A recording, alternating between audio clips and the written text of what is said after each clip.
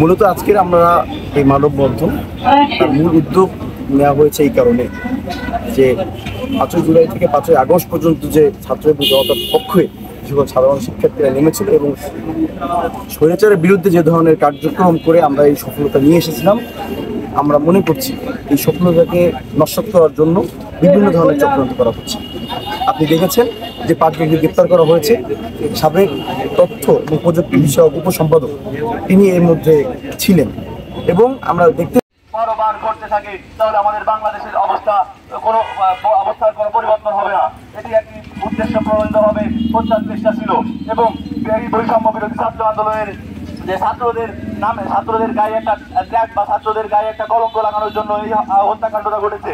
আমি স্পষ্ট করে বলে দিতে চাই, আমাদের বৈষম্য বিরোধী ছাত্র আন্দোলনের কোনো স্টুডেন্টই এই আন্দোলনের সাথে, এই হত্যাকাণ্ডের সাথে জড়িত থাকতে পারে না এবং স্টুডেন্ট কোনো অন্যায় করতে পারে না।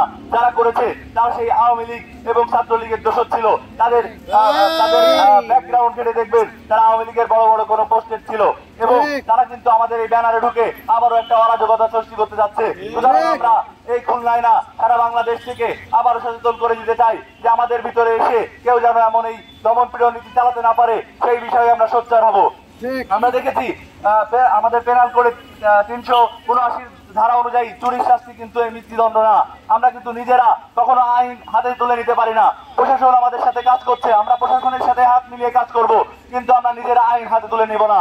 আমাদের চুরির শাস্তি সর্বোচ্চ 3 বছর হতে পারে, কিন্তু সেটা শাস্তি মৃত্যুদণ্ড হতে পারে না।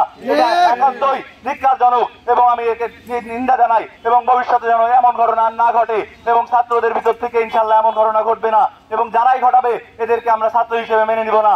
এদেরকে অনতিবিলম্বে প্রশাসনের আওতায় আনা হোক এবং দ্রুত বিচারের আওতায় আনা হোক, এই বলে আমি আমার বক্তব্য শেষ করছি এবং একই সাথে এই প্রোগ্রামের শেষ ঘোষণা করছি।